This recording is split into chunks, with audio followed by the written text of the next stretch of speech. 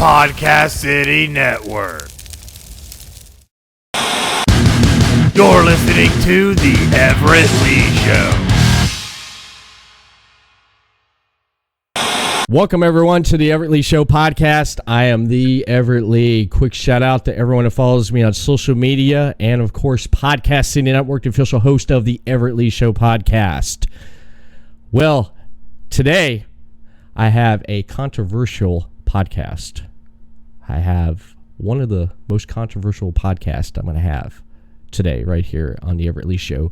But it's not what you think, because I have right now online, on video, none other than the group Controversial Inc., Labrava and Salazar. How you guys doing there today? How's it going, man? How's it going? It's going great in this pandemic. Yay! Celebratory applaud MP3 file here. I bet, man. I bet. So I wanna know how, as a professional wrestler worker, how you guys dealing with this pandemic going on, not being able to perform in front of live crowds. How's that going for you?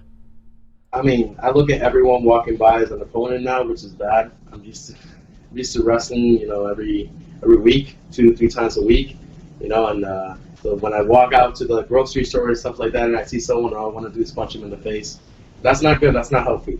So I'm ready to get back in the ring. Trying not to go to jail, by punching some stranger in the face. So yeah, it's changing things. Yeah, it's one thing to I'm used to training. I'm used to wrestling every weekend or 2-3 times a week, like he said.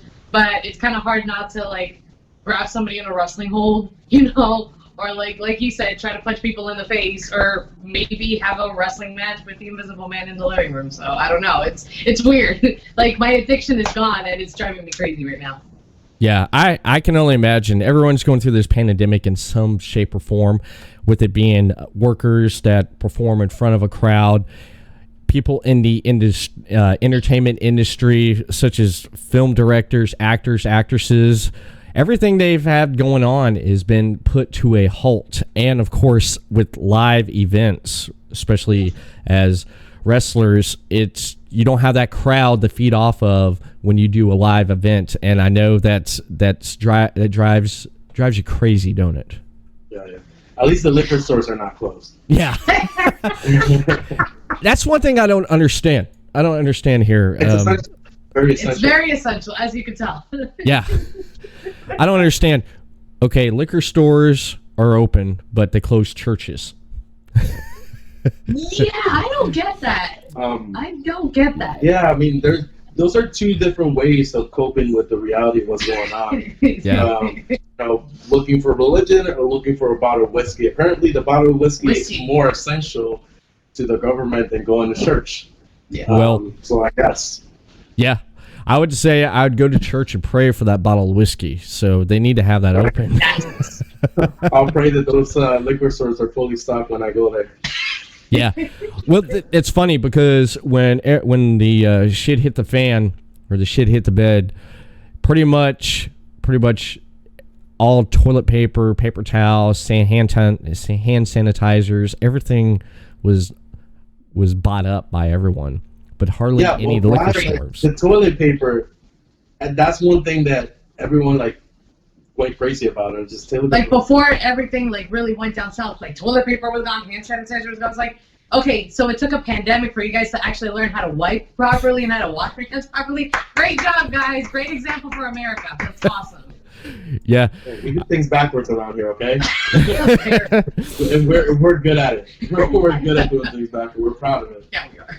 Yeah, I mean, you're not using your left hand, my right, you guys can see, but, and wash your hands, of course. I mean, why would you not want to wash your hands after you wipe your ass? Because, I mean, our parents taught us better, right? Yeah, exactly. I mean, you would think some people did. Yeah, you would think. You'd have some people like that. I mean, we're not living in the Roman Empire era where we use the left hand, but besides, apparently we are. Apparently, we're still back in the Roman times. But I think with everything going on and stuff, I'm glad you guys are holding up. And what have you been doing with your time being in quarantine, staying at home? Because here in Florida, we're pretty much got that stay home order. I mean, it's a stay at home. I don't feel like they're monitoring it as much as they said they were going to do. Yeah. Because I haven't really seen cops stopping people. That's not to say that people should be trying to police and do stuff like that, but still, I don't feel like they're really monitoring as much as people expected. So you can really go to your friend's house, you can really go to the liquor store, you can really go to all these places, and it's almost like normal. Yeah. Because they're not really being monitored as much as you thought. But, I mean, for me, mostly, I mean, I have a lot of video games, but I never really played them because I was busy with wrestling. Right. So that's given me some chance to finish some of those games and, I guess, and drink a lot, way too much. And smoke cigars and drink whiskey and work out. I mean, although that's not a good combination, drinking whiskey, eating, binging, and then working out. Yeah. I'm probably gonna, at least I'll stay the same. I won't really gain weight. So that's it. Yeah, that's fair. Yeah. I mean, same thing for me. Like, I have some video games that I haven't really had a chance to, like, really touch up on, but I was able to, play some. I've been able to watch some wrestling tape here and there as well, just to keep things fresh. Right. Caught up on some Netflix shows that I didn't think that I was ever going to finish, and just, like, started getting into some new shows recently, too. And same thing, drinking way too much whiskey, just way too much. And the money goes really quick out of your pocket when you're not working, and just buying alcohol. That's terrible. That's very terrible. But I can bet you anything, I will win every single drinking game moving forward. I will become an expert. That's something to be proud of, but not be proud of at the same time. Exactly. Now, what kind of drinking games has Controversial Inc. gotten themselves into, if you don't mind me asking? Oh God. We see who can try to chug a bottle of beer quicker than anybody for one. What she won. Which I happen to win. Yeah. Which I can beat both him and Mr. C. Proudly. I drink whiskey like it's nothing, man. Like, whiskey's my favorite. That's my poison. That's my favorite pick. Recently, I tried sangria, which sangria is delicious, by the way. This is the first time I ever tried it, and it's great. But we indulge in basically just about anything, like who can get drunk the fastest, who can hold down their alcohol the fastest, or like the longest time. It's fun. So I mainly only drink with him and Mr. C when we're all hanging out together, because I feel safer when I'm with them. But if it's anybody else, I won't do it. I have this boundary of trust that I don't want anybody to cross, and the only people that cross it is just these two. I trust them with my lives. I've been in numerous situations, which, let's just be honest, let's just be straightforward. I'm a woman. They're men. They could easily take advantage, and they haven't. And it's great to be around a group of guys that are also not only your friends, but they're business partners, and they won't take advantage of you. They actually just make sure that you're safe. And I mean, when we went to Puerto Rico, that was a big example. They kept me safe. We all kept each other safe. We were all looking out for each other. So It's great. I can trust them. I don't have to worry about dying in the middle of the streets out here in Florida. They'll like pick me up, slap me around a couple of times, get your shit together, Labrava, and then just go on about our day. Yeah, that's amazing. That's amazing. That going to Puerto Rico reminds me of a story my brother told me back when he used to be a first mate working for Jimmy Dean and Bill France on their boats. He'd go to the Bahamas. He'd go to Jamaica. And that's where he would get his herbal recreational stuff at there at Jamaica. He knew this one guy, and he would go see this guy every time he'd go. He'd be down there, and he gave him a nickname, my brother a nickname and stuff. And my brother wore this like gold like crucifix necklace, which he still has it, which is pretty damn awesome. And he would buy his stuff from him, and then he'd go back to the boat. And one day on his way going back to the boat, this little Jamaican kid came running up and snatched the necklace off. So my brother chased his ass. He chased him, got around to the corner to where the kid was, and it was in an alley with a bunch of other people sitting there, and as soon as he turned down that alley, they stood up, come towards him. My brother's like, that's it. So he walked off, and he went back, and he told the guy, and the guy was like, oh, he's like, I take care of it for you, man. Next trip, he came down. He went to go visit him again. He said, oh, hey, man, I got something for you. And he said, what's that? And he handed him the necklace. And he says, no people, no problem. You fine now. They know you with me. So I was like, that's pretty cool. He took care of him, because he was one of his customers. That's like, because I'm from Puerto Rico. And just like every island is like that, where just like once you know them, like you're part of their like family, you're part of their like crew. Yeah. And and that's how we are, like, and just a lot of like just islanders in general. That's how we are. We're very like very defensive when it comes to like new people coming on board or bringing new people to our group or whatnot. But once we get to know you and you're cool with us, then you're one of us. Nice. I like that. But that's one of my favorite stories that he talked to me about, and he mentioned to me just his adventures going from the Bahamas and going up to Rhode Island, Maine, being on a boat, which is just amazing. And speaking of amazing stories, both of you have pretty amazing stories with getting into wrestling. When did you guys first start watching wrestling? What was some of your early memories of watching wrestling on TV? I'm sorry. I remember the first thing that I watched was Goldberg coming out, his entrance back in WCW Monday Nitro, with the security guards behind him. He went from backstage all the way to the front, and he was the most intense guy in WCW. There was no way around it. He was the most explosive guy out there. Me as a little kid seeing that, I never saw someone like that, in the screen, like being that explosive, and I was like, man, I want to be just like that. I later, when I got more into wrestling, I got into more technical wrestlers, like your Eddie Guerreros, and your Chris Benoit, and your Chris Jericho, even Undertaker and stuff like that. Right. The Rock. But, Goldberg was really the one that pulled me in. And later on, I didn't really know how I would get into wrestling, so I never really pursued it until later in life that I was watching NXT, and I was working at a job renting apartments, and I saw one of my customers on TV, one of my residents of my community, and he was wrestling at NXT, and I was like, wait a minute, I know this guy. So I saw him the next day, and I was like, hey man, I saw you on TV, that's awesome, man. I always wanted to be a wrestler. And he literally told me these words that I'll never forget. He literally said, why don't you? And something clicked in my head.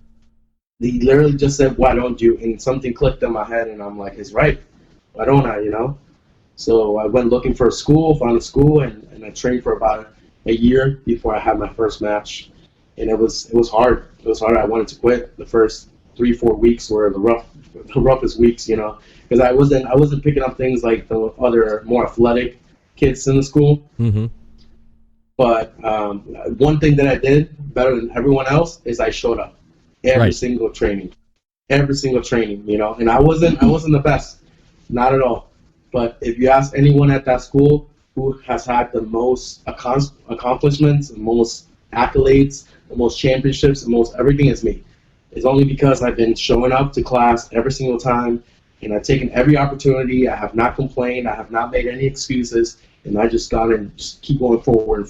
Because to me, I feel like time is against me because I'm a little bit older than some of the younger talent out there. But I've just taken every opportunity I have, and that's why. Because and still I'm not the most athletic guy out there, but in the ring, there's something there. There's something there that's different than a lot of other wrestlers that are wrestling in the scene, and people can see it. It's just that intensity that you don't really see too much in the indie scene. Yeah, you see it. There's people out there, but that intensity that I bring is a little bit different than what you're used to see. Mm-hmm. Nice. Yeah, I like it. What about you, Labrava? It was a little bit different, and I had a little bit of a tough road because unlike him, I didn't really show up a lot to training. So I started training back in 2014, and I trained under the Riverview Flea Market, and I had heard of this from my front door neighbor at the time. His name is Joe. He's like a second father to me. And he told me, hey, I found this wrestling school. They train people, but especially they train girls for free. And I was like, I'm broke. So why don't I check this place out? So I checked it out, and I remember the first day that I did, I started off with 2 other people, which I don't believe that they wrestle anymore. And they gave me plenty of slack for not showing up so much, but guess who's making it and guess who's not? I'll just leave it at that. And Frank Reyes, who was my first trainer, he showed us like memorabilia along the walls, and he was just kind of schooling us on like the old school, because he used to know people back from like 60s, the 70s, the 80s, like the old timers. And right. Then he made us set up the ring the very first day, and I'm like, this is no problem. I got this. And I'm trying to pick up the pieces of metal, and I'm like, oh, I don't got this. Never mind. I don't got this. I'm so out of shape. So we put the ring, just 3 people that day, which is very, very hard with 3 people. And then he says, take a bump. And I was like, wait, what? He's like, take a bump. And I was like, no problem. I got a concussion that first day. The very first day I ended up with a concussion, because the one thing that you should know, if you are trying to look for a wrestling school and you end up going in, the very first thing is tuck your head. Because your head hitting wood, it's not a good feeling at all. So I trained with Frank for maybe like about a year, but then not even a year. I want to say maybe like collectively I trained with him for maybe like about 3 years. But I trained with him for a few weeks until I had my very first injury, which was I tore my ankle in like 3 separate pieces from doing a monkey flip during training. The girl hadn't based for me properly, and my leg flipped, and instead of catching me, she just kind of like shoved me off. So that didn't really help. Damn. So I was benched. Then I came back in 2015, trained a little bit more, but I was going through a rough time during that period. You know, my personal life was kind of hanging like in a balance, and you know, I didn't take it too seriously, so I left again to kind of get myself back together. Then I came back in May 2017, and I just went full blast. I didn't miss a single day of training. I was going 7 days a week, every single day going to training. Not once, not twice, 7 days a week, spending 4 hours every single day, just honing the basics, trying to learn this and that. But there came a time in my life around 2018 where I went through a little bit of a life-changing experience that really changed me. And a lot of people, there's a bunch of people that I know that are always like, oh, you used to be like such a sweet person. You used to be such a very nice, a very gentle person. I mean, when you go through some stuff in life that's very life-altering and you hit rock bottom, it changes you. Yeah. And it's made me a little bit more reserved. It's made me a little bit more observant about everything that goes on around me. But honestly, it's that the life traumatic changing experience that happened to me, it made me that much smarter. It made me that much of a grinder, a hustler, and I go after what I want. I don't care if I get hurt in the ring. I broke my nose in the middle of a match. I broke my jaw. I dislocated my jaw in the middle of a match, and I didn't stop. I kept going. Right. Oh, I didn't care. You know, and you know, I take a lot of pride in that, and the guys push me all the time. Now I train under Brian Idol, and I train in the same facility that he does, because he was the one that said, hey, you need to get a little bit out of your comfort zone, and you know, you need to step up the game, because you know what, if you stay behind with everybody else, you're not going to make it. So either you get to my level or you're just going to stay behind. He said it to me just like that. Right. And I found the ways to make money, and now I'm paying for the training facility that we're in right now, and I've learned so much. I've trained with Brian Idol, Frank Reyes. I trained one time under Scyther down at the Crypt in Fort Myers, which he's a great trainer as well. Very cutthroat, very straightforward type of guy. But in this industry, Natalia Markova, yes, which Okay. she's amazing. Great athlete, great veteran in the ring, and such an amazing person too.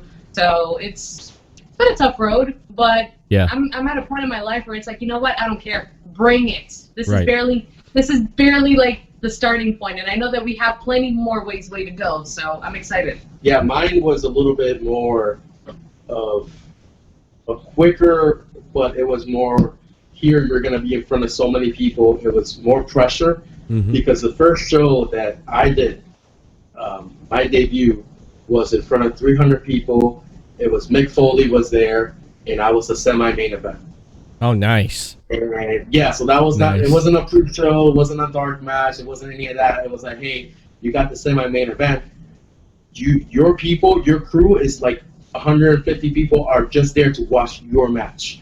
You know, so like there was a lot of pressure, and so like it made us in the group that I was in. You know, I was with two other guys from a tag team, Fast Motion, another guy, Kevin Powers, and we put on a tag team match, and it was for being a debut match, and not to brag, but it was a great match given the skills that we had and the little bit that we knew. You know, we were able to just kind of shine off the things that we were good at. But I didn't have the leaving and coming back is because, like I said, I'm a little bit older. And I said, if I don't take this opportunity now, if I don't go full force, if I don't try to be good and showcase myself now, I'm going to miss the boat. And I don't want to miss the boat. Yeah, you definitely, you want to take that opportunity, and if you don't take that opportunity, you're going to miss it. And that's amazing, your guys' journey to get to where you're at. And you've all have pretty much worked at quite a bit of promotions here. Can you name some of the promotions that you worked at? Yeah, so WXW over in Mineola is definitely one of them, and it's run under APA. The Wild Samoans, yes, and great promotion to work for. You also got Knockout Wrestling, which that was the first place that really gave us an opportunity for us to shine, because when we both went to Knockout Wrestling, we were both fairly new, and that's the first place that I won a title at. I was 6 months in. I became the heavyweight champion of the company. And I became the longest reigning heavyweight champion of the company, still to this day, with 2 championship reigns there. And from then on, you know, that company kind of helped us get noticed in other companies. From, you know, and POW is a company that is run by basically the same people that run the training facility that she was in, that she started in. Frank Reyes and Robbie Medina. Yes. And Alexis Shane. Yeah. So POW is another one. Then FTW is the company that's run by Brian Idle, which is our training facility. He's the coach there. Right. So it's FTW. Then we also, you know, we worked in just about every other promotion in Florida. And then we also worked NEU, NEW in Alabama. Jasper, Alabama, Jasper, Alabama. Nice. We also worked Lariato. We also worked over at CCW up in New York, and we also worked at the FTW that they have in New York. Yep. And we went to Puerto Rico actually a few months ago in November to wrestle for Fight Forever, and holy smack, that was amazing. It was, oh my god! I can imagine. Yeah, it was 3,000 plus people, and the crowd. I literally have chills just talking about that right now. It's crazy. I heard it was louder than Cher's match that we had. Oh, okay. Was it was it both of you in the Intergender Tag Team, or what? No, it was me and Mr. C. Okay. Me and Mr. C versus 2 other teams. There was one girl in the match. She was part. That was an Intergender Tag Team. Okay. She still took part in the match. She actually jumped out of a ladder trying to get the girl, but the girl moved out of the way and she ate the table by herself. Oh, damn. Yeah. And my ribs were not happy with that, so my ribs were crying for the next couple days. I was half like, oh, are you okay? And half of mine was like, huh? Welcome to the business, kid. Wow. Well, I know Puerto Rico has a rich history of wrestling, and they love it. Not many people, from what I hear, don't really talk much about Puerto Rico, but they got a lot of good wrestling. They got a lot of history there with who's come out of Puerto Rico in wrestling and what they've done with it. I mean, just about every big name has stopped by Puerto Rico at one point. I mean, if you talk, you can throw it back to Bruiser Brody, Abdullah the Butcher. You can talk about Ric Flair. I mean, the title that Carlos Colon has is he took it from Ric Flair, and he opened that company with that title. There's a lot of history in Puerto Rico with the title. There's a lot of history with wrestlers. You know, even like John Moxley stopped by Puerto Rico at one point. Gabriel, Edge, Kane, Big Show. Yeah. You know, like you can talk about just about every big name stopped in Puerto Rico. Puerto Rico used to be a huge territory. Like as big as NWA and AWA, it was a big territory. Right. But it was also considered one of the most dangerous territories to go to because the fans were very, very into it to the point where like it's real. It was more real to them than it was to the people here in the States. So to them, you know, they wanted to stab you in the back. You know, they wanted like in that, you know, when you come out of the show, they wanted to fight you. Literally. It was crazy. Like they believed it to the point where like they actually felt like they had to get revenge to what you did to their hero. You know, so they would wait for you back, you know, outside. Yeah. It was crazy, you know. So a lot of people that went there were one of the toughest wrestlers. Like if you can tell, like back in the day, it was, you know, Bruiser Brody. Like that guy was huge, you know. Abdullah, that guy was crazy, you know. Yeah. The people that went there were people that were known for either being crazy or being huge because you couldn't be a scrawny little guy that's a little, you know, afraid of things going over there in Puerto Rico during the 80s and 90s and think you can just, you know, be okay because you're gonna not want to come back. Yeah. It's a lot different now. It's a lot different now. I can imagine. I remember Dutch Mantel. He was Zip Coulter in WWE. I remember a story of him talking about back in the day when he went to Puerto Rico, and they wanted to kill him because he came in as a heel, and the fans wanted to kill his ass because of the match and everything that was going on. They're really passionate about wrestling, and it's almost like Japan. The fans are passionate about the sport. Well, it's a different passion because their passion is more respect. Yeah. In Japan, they're like, they see you and they treat you with so much respect. You know, even if you're a heel or you're a bad guy, just for the fact that you're out there being a wrestler, they see you with respect. In Puerto Rico, they're like, if they don't like you, they're gonna show you they don't like you. They just don't like you. For me, it was an experience because he knows a lot about like the Puerto Rican wrestling history. I was very new to it. I'm Colombian, but I was born and raised in Miami. Okay. So it was the first time I ever went to Puerto Rico, and there was a little situation in their match where they had trouble setting up the tables. Yep. And the crowd was just eating them alive. Like, every single time they set up the table, it collapsed. And they're like, boo! And, like, they were literally, like they were just like, oh, like, you suck in Spanish and everything like that. What we did is... For me, it was like, oh, this is great. This is magical. In wrestling, you have to be able to adapt to situations. And that basically differentiates the amateurs from the pros. So when that happened, the thing with the tables, Mr. C was setting up the last one and it collapsed. And the crowd started booing the crowd out of him. So what I did, I was like, I pointed at me and I pointed at him. I'm like, me? I look at the crowd, me?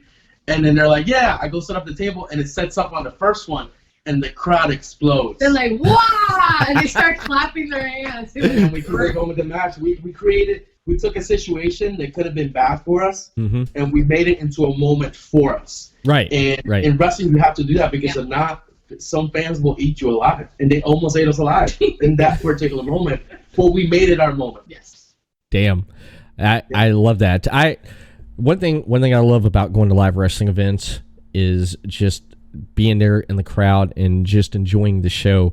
I went to an RH show back in 2017. They came to Fort Lauderdale. That's back when Cody, Young Bucks were still with Ring of Honor, and we were there. We were like way up in the crowd there though, but we could still see what's going on. I mean, we still had a good view. But during the match, I forgot who was in the ring, but the one guy you probably may have heard or seen of him. He dresses up like Hulk Hogan. You know what I'm talking about? And he goes to all like the wrestling events. You ever heard about that guy? I've seen him. Yeah, he was. You put a show, you see him. He was there, and he started heckling whoever was in the crowd. I think it was Matt Taven was in the ring. Okay. So Matt Taven came down and he started getting his face, and the crowd's just exploding and stuff. And they're like, brother. And then they're like, Hulk's going to get you. You know, it was just great, man. And he got in the ring and he pointed at him and he did the Hulkamania thing, just the Hogan leg drop, everything, and the crowd was booing him. And then the guy in the crowd, when he started doing it, they started cheering him, and then he jumped back out there and got in his face. And the guy, it was just great, man, just feeding off that crowd there, and it's just having a good time just watching something like that. What are some of the craziest moments being in front of a live crowd? What crazy shit have you experienced with fans? Oh my gosh, hold on. There was this one moment where we were in a promotion, Thunder Championship Wrestling, and you know exactly what I'm going to be talking about. So they were in a tag team match against Kahagas and, please remind my name. Michael Tarver. Yes, Michael Tarver. From the Nexus. From WWE. And great people to work with. They're great professionals, very respectful, and they welcomed us with open arms. So thank you guys for having us. But we were having a tag team match, and there was this one particular lady in the crowd that just hated us so much. And I used a pair of handcuffs to cuff up Tavern over to the ropes so that way my guys could get the win. But I don't think it actually worked out to our favor because details. Yeah. But anyways, I was getting in her face the entire time while they were working, and I was telling her like, "Oh, you can't even be half the woman that I am. You see this? I'm the definition of a woman. You, not so much." The crowd lost it. So the guys are still working. I'm over here bad mouthing this girl. Somehow, I don't know how, the handcuffs made their way over to her during the entire matchup, and had the guys and I not ducked our heads, she chucked the handcuffs over to us. It would have hit one of us dead in the face. We would have had a huge hospital bill. But what I did was I took my tape, bundled up in a ball, and I threw it at her and it hit her. So at that point, she got really mad and started to try to jump the guardrail. Yep. And the security there had to stop her because she was ready to fight us. We always have this one fan. I wouldn't even call her a fan because she's no fan of us. Hold on. What about that one from ACW that hates? Yeah, that's the one. Okay, there's another one in particular. There's this fan, and her name is Amanda. And she is the heckler. At every show that you go, she's gonna be she loves the good guys, hates the bad guys. You know, yeah. She's that person. But for whatever reason, it's not even hate. It's legitimate. Like, if I ever catch you in the streets, I'll slit your throat type of thing. She literally hates with everything. She with every fiber of her being. So I had a match, and I always take every opportunity to do something to get her mad. She was singing something. I got down. And I said, I bet you have more hair in your ass than I do. And she lost her shit. And that was crazy. And then another show that I did that she was in, I was like, wow, who let the dog out of the pound? And stuff like that, because she just barks and barks and barks. So and stuff like that we do and say just to get the people riled up. It makes a better show. Yeah. Yeah. If people take it too personal, that's their own damn problem. Yeah. Well, you're there to entertain. People's going to love you or hate you. And that's how it goes, right? I mean, yeah, that's just how it goes. It comes with the job. Yes. Right? Yeah. Yeah, pretty much. Now you mentioned Salazar, that you're in the promotion and you work in the promotion Knockout Wrestling. Yep. And you're the longest reigning world heavyweight champion for the promotion. Correct. Now, what's going on with you right now? What's been going on? I've been seeing stuff here and there on Knockout Wrestling. Can you go into that and explain what's going on? After I lost the heavyweight title, I took a little hiatus.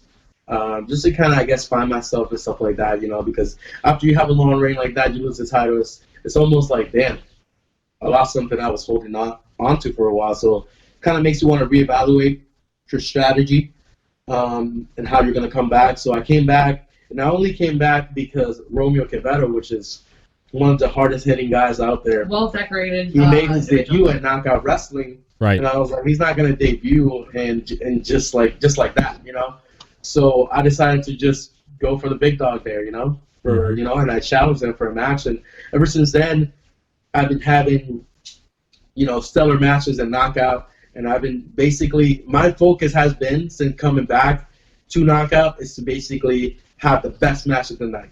Show the people why I'm the main event, why I'll always be the main event, don't matter if I have a title or not. And every show that you've gone to, you have proven. I can literally go to people and I'll tell her. I'll go to every show that we're in, that I'll tell her, I'm about to have a main event match. You need to step up. And I'll tell Mr. C that. I'm about to have a main event match. You need to step up. And we tell each other the same thing because that's what we want. Right. We want to be the match of the night, And throughout the whole process, my goal was to get back in a championship title, And there was a battle royal that happened at the last show. And she actually was the last entrant, the surprise last entrant on that show. Because I had taken a hiatus as well, but for different reasons. Yeah, because she knocked her head out. I got knocked out at knockout. Yep. So that's the joke. That's the joke. I got knocked out at knockout, but we'll go into details about that later. But yeah, continue. So in the battle royal, we were the final three, and I was eliminated, and she took advantage of that, eliminated the other guy immediately after. So she got the win, and I was making my way out. Like, congratulations, I'm out. You go fight Puerto, I guess. Who's the women's champion over there? Because she won it from me. Because I'm the longest reigning knockout women's champion and the first ever knockout women's champion. So everybody was under the assumption that I was going to go after Persia, who's now the current champion. Yeah. And I said, who said anything about going after the women's title? I've made history being the first ever women's champion. You've made history being the longest reigning heavyweight champion. So we've made history, but not together. So how about we become the first ever intergender tag team champions? So the tag team champions over at Knockout right now are Sam C and Scorcher, which are the two least likable people in the world. Yes. The Society of Sin, I think that's what they call themselves, right? The Society of Shit. Yes, the Society of Shit. We'll go with that. And wow. Right now our focus is the tag team titles over at Knockout. Yeah. Yeah, I was gonna ask about that there, Labrava, because you won the battle royal. Yes. And I guess no woman or female talent has come into a battle royal at Knockout to win something like that. And yeah, you could have went after Persia. I mean, you could have went after her for the title though, but you want to make history with Salazar. I get it. You guys want to make history, so why not you become the first intergender tag team in the company's history? Now, what is the feedback from that, from the locker room and the fans? How do you feel about that, and how's that coming for both of you with the feedback here? I did not expect them to react the way that they did, and as soon as I eliminated the final contestant, which was actually DMC, Dante Marquez Carter, which is one half of Task Force. Yes. Great competitor. I will give him a lot of credibility because the guy has a lot of talent, but guess what? I took advantage of the situation, brother. And the entire crowd exploded with cheers. Like, I didn't expect them to actually be in favor of me winning, because for the longest time I was really hated there because Persia was their all-time hero. So I'm kind of like the Joker to her Batman. Everybody looked at her as this superhero that came out of nowhere with superhero strength, because let me tell you, that girl's got arms for days. That girl's got better looking arms than most of the guys in this industry. Like, holy smokes. That guy can lift a full-grown man and bench press him. Like, it's impressive. Her strength is great. Great competitor, and she's come a very long way. But everybody hated me. Everybody loved her. So to see the crowd actually cheer that I won that Battle Royale was great. And then to hear the crowd cheer for him as well, because let me tell you, even if he tries to do good, for some reason they still hate him. He could be doing the greatest thing in the world. He could be saving a child. They will still boo him. Yeah. I don't know why. I get this. I don't know why. In wrestling fans have evolved. You can attest to that. Wrestling fans have evolved. Yeah. They don't follow the whole, oh, you're a bad guy, I'm supposed to not like you. Yeah. If they like you, they like you. And we have fans that like us because of who we are. They don't want us to be good. They don't want it. They like us for who we are, And in Knockout, I have a mix of both. I have people that despise me, and I have people that like the way that I work. So I always get cheered and booed. Now I do, because they like even people that don't like me, they want to see me wrestle because they like the way I wrestle. Yeah. So either way, I get a mixed reaction, and I understand that. So when I'm wrestling people, like, for example, now we're wrestling CMC and Scorcher, and they despise them. So now all of a sudden, they're on our side. They love them. They love us. It's great. They just want to see me kick his ass, especially CMC. Exactly. Now, I want to start with you, Labrava. Do you have anything you'd like to get off your chest? And then afterwards, Salazar, same question. Okay. Well, one thing that I do want to say that I appreciate from Knockout is that they don't treat me like a manager, which there's this huge misconception just because there's 2 guys and 1 girl in a group that I'm a manager. And that's not the case, because if you look at another trio back in the day from like the late 90s and early 2000s, Matt Hardy, Jeff Hardy, and Lita. They were the Hardy Boys, and they had Lita in their group, but Lita could still kick ass. And she wasn't a manager. She was never a manager, at least in that group in particular. I never looked at her as a manager. I always looked at her as a woman that could do things that no other woman could do. The high flying, the lucha libre stuff, because I know that she went to train in Mexico for a while, and she adapted to the style of the Hardy Boys, and they just clicked very well. With us collectively as a group, Knockout was like one of the only promotions that actually looked at us as equals. And they gave him matches, they gave Mr. C matches, they gave me matches. I come out ringside with the boys, regardless, just to give them, the support and everything. But Knockout never treated me as a manager. There's different places in around Florida and just like different places in general that look at me as a manager just because maybe I'm a woman. But that's not a feministic thing to say. I'm not a feminist, not by any means. But I'm saying in the fact of like, hey, I'm a worker, I'm a wrestler. Can you please treat me like one, or can you give me the opportunity to prove to you that I'm just as equal as you guys are? Maybe I might not be at the same skill level, but I can definitely hold off on my own in the ring. So that's one thing that I wanted to say, just as a general statement. I am not a manager. I am a professional worker. And to somebody or just anybody that says that I have managerial duties to do, I'm not a manager. I can hold off on my own same way that you can. And I prove it every single time I step inside the squared circle. So that's one thing I wanted to get off my chest. And then you just have, not in Knockout, because a Knockout's a really nice locker room, but just in general, there's a lot of hypocrisy that goes on in this business. Way, way too much. And I like to keep my circle very, very small. Really, it's just the guys and maybe like 1 or 2 other people that I can legitimately call friends and be like, hey, let's hang out as a group.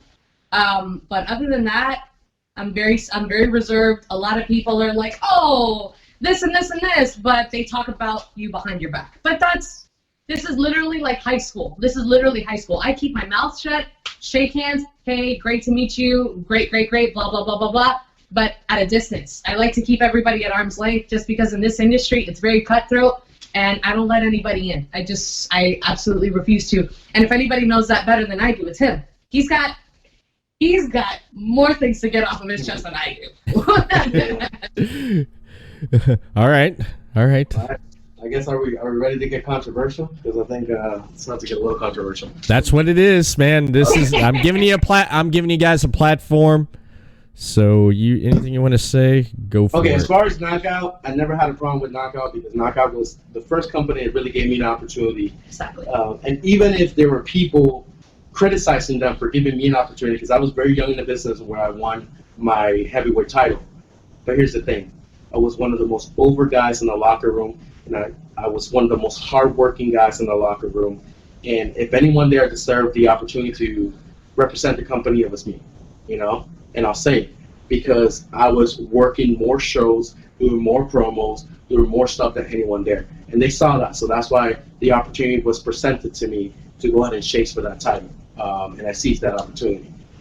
So Knockout never did anything wrong towards me as a company, so I can really never say anything wrong. However, other companies that might have issues with some companies want to go ahead and take advantage of that and take it out on workers like me and Controversial Inc. Well, that shit ain't gonna fly, because we are human beings before we are professional wrestlers. And you have to respect everyone in this business. And I'm not going to tolerate anyone coming here and try to use whatever rivalry they have with any other company to try to devalue us, to try to cut our pay, to try to, trick us out of opportunities and stuff like that, because I'm going to call them out on their bullshit.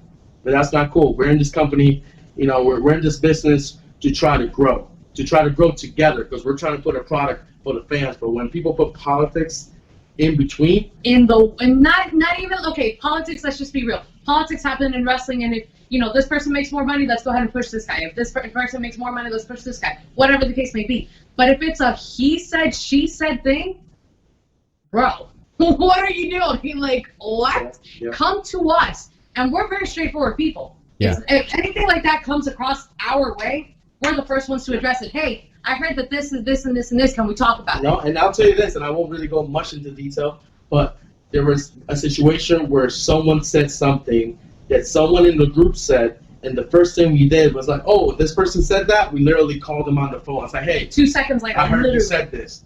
What's up? Literally an hour and a half conversation, straightening things out. At the end of the day, he apologized to us and he said, hey, I was in the wrong. I'm sorry. I never should have done that, blah, blah, blah, blah, blah. But we said, hey, next time, don't do that kind of stuff, man. That shit ain't gonna fly. And even then, we said, from now on, we're going to handle business with a different person, not you. Yeah. And I don't care if this person's hearing this, because in reality, when you disrespect someone's integrity like that, then I have no business with you. None. I have no business with you, because what you're doing is you're creating drama where there is no drama at. And I don't want no part of that. Exactly. Because we're here, we're trying to be one of the most professional groups out there. Right. So we're not going to get involved with people that want to make politics out of this. I don't, at the end of the day, wrestling is wrestling. Mm-hmm. And opportunities are given to people and plans change. If we were going to be scheduled to be involved in this, but things change, I'm okay with that. Exactly. But don't sell me a BS pipeline type of stuff. We're like, oh, this is the plans that I have for you guys. I want you guys to go against the tag team champions, and I want you guys to be one of the biggest guys, the biggest names here in the company, and then flipping on us the day of the show. Literally 5 minutes before showtime. Yeah. And I'm okay with that. I'm okay with switching plans. But for me to later find out that happened only because of politics, only because you were upset that I was working at a rival promotion, that's wrong. We're independent contractors. Come to me and tell me that's the reason, and I will be okay to change things. Because I'm working for your promotion. But don't do some underhanded stuff, because at the end of the day, I can decide not to work in promotion, and I can decide to work somewhere else. Just in the same realm that you cannot book me, I cannot work for you.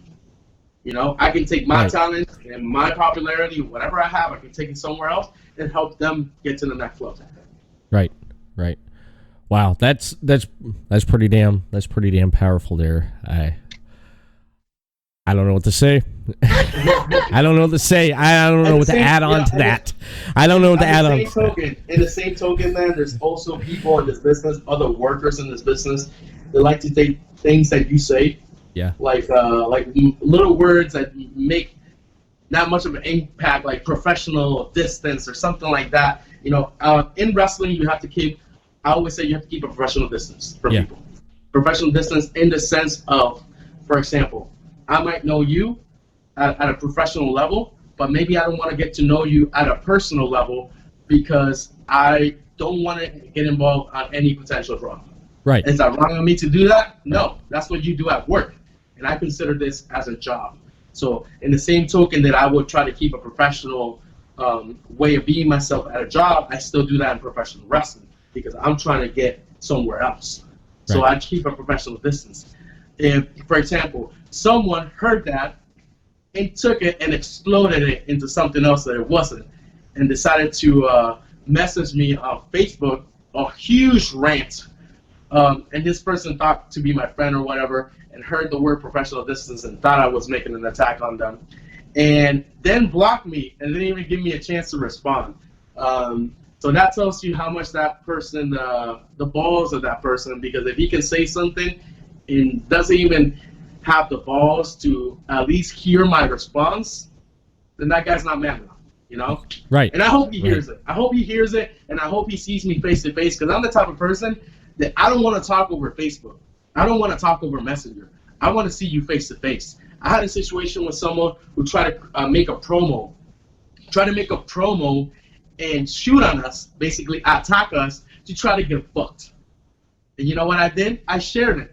And I said, oh, here's a guy who wants to shoot on other guys and see if he gets booked. You know, and everyone started commenting on it. And they could see what he was trying to do. Yeah. And I messaged him directly. And I said, hey, I shared your little promo. Hope it gets you the bookings you're looking for. Wow. Yep. And I had an actual conversation with him, and I said, don't use my name, don't disrespect my name to try to get bookings, because wrestling is wrestling. And there's one thing, if we're trying to work something together, you know, that's fine. But for you to come out in left field and try to attack my name, when you're not getting booked, you're not getting any bookings, you're not working, you're not putting in the effort that you say you're putting in, and you're attacking our book of business, that's a problem. So I'm going to call you out. That's just the way it is. So there's a lot of hypocrisy going on in the business. People wait for the opportunity for you to mess up something, to not catch someone or something, to go ahead and post it online and get viral on your behalf. You know, and that's the type of business we live on today. People that are waiting for you to slip up, to go ahead and post it online. But you know what you do? You just keep moving. You just keep pushing, because those people like that aren't gonna make it in this business. People like that, people that waiting for people to fail so they can capitalize on that, they're not gonna get anywhere. It's people like us who don't even give a damn about that shit, who want to just push forward, who're just looking for the next opportunity, and we're not trying to stab people in the back. No, in the process. We're very straightforward. We're trying, matter of fact, if we can grab 2 or 3 of our people and help them out in the process, we're gonna do that. Yeah. You know? Right. Because that's what this business is. If we don't help each other grow, and we don't help the next generation of wrestlers get somewhere, then we're not going to do anything. We're like the same people that we complain about. In this industry, people in the indies now, we complain about the veterans and how they didn't want to open doors for us and how they didn't want to do anything. But here we're doing the same shit. We're doing the same thing. We're not giving opportunities. We're degrading. We're calling everyone brother. We call each other, you know the term brother. We call everyone brother. Oh, you're my brother. And we say that because we try to treat everyone in this business like brother. But the same people are the same people that stab you in the back and want to go ahead and cause you bookings, not let you into promotions because they're afraid that you're gonna take their spot. If you're afraid that I'm gonna take your spot, then be better. Work harder, man. You know, work harder. And I'm not saying I'm better than everyone, not at all. But I'm saying that I push myself. Yeah. And trust me, there's workers out there that are better than me. You know what that makes me do? It makes me want to be better. That doesn't make me want to not let him book. For example, Romeo Quevedo, I think he's better than me. But you know what that makes me want to do? That makes me want to wrestle him. That makes me want to be, Romeo, you're one of the best wrestlers in the industry right now. I want to work a program with you. I want to work promos against you. I want to wrestle you. I want to push myself because I want to get to your level. And I'm not going to get jealous if you get booked somewhere because I know that that's where I need to be, you know? Right. Other wrestlers, they get butthurt. They get butthurt when you get booked somewhere because they're like, oh, shit, he's going to take my spot. Well, you should. Okay, if I take your spot, then win it back. Take the spot back, you know? Bust your ass. Right. But they see this, and they take it as a personal attack. It's not a personal attack, you know? This is just us trying to push ourselves to be to the next level. You know, everyone in this business is trying to succeed. That doesn't necessarily mean that I'm trying to take your spot. There's room in wrestling for everyone. You know, you just got to capitalize on your moments. Yeah. You know? Mm-hmm. Jesus Christ. I need some coffee. I feel like I'm at a sermon right now, man. Yeah. Crazy. Can I get an amen, Everett? Amen. If I had my soundboard working, I'd play something, but it crashed. But besides that, technology. It sucks. It definitely does suck.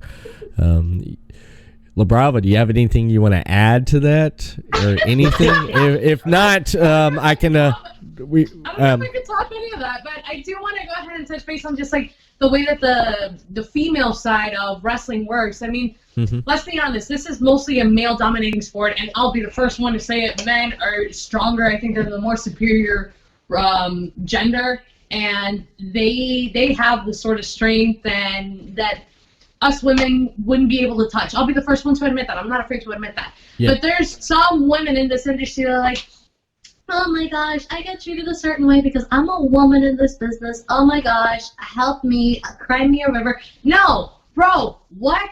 Before I met these guys, I'll be the first one to admit I did not know how to, like, strike properly. I didn't know how to, like, do this properly, do that, do this, do that. Mr. C was nice enough to come down from Orlando to train with us, and it was just like a private, like, training that the three of us did, and we had someone else with us who's part of the group, not controversial link, but just part as a friend group in general. Yeah. And he was helping us work on some basic stuff and then just polish a couple of things. And Mr. C and him were like, hey, you're rolling with us. You're going to learn how to do the same things that we do, which is a different, more aggressive style.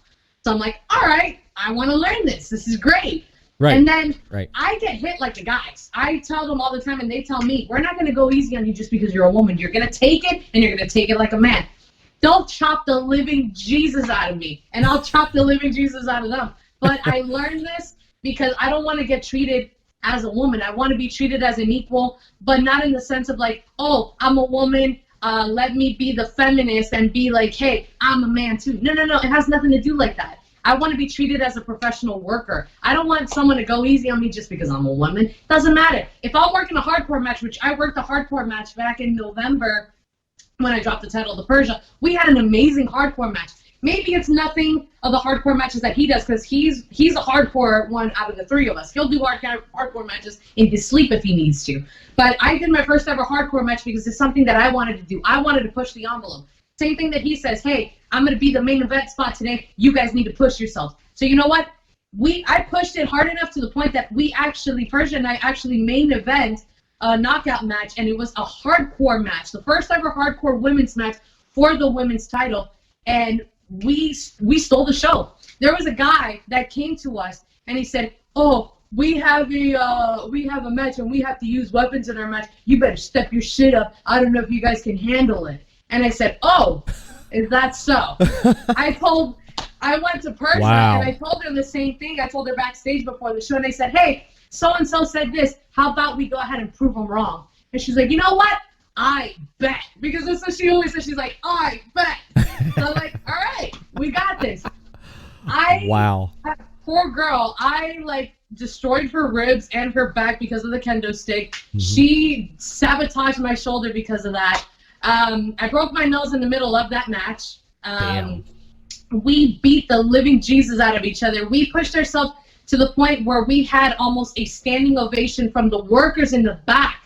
They were lined up over in the entrance ramp, and they were all clapping for us because she won her first title and in knockout, and because we had such a stellar match, and we had people shaking our hands backstage saying, holy crap, you guys blew us out of the water.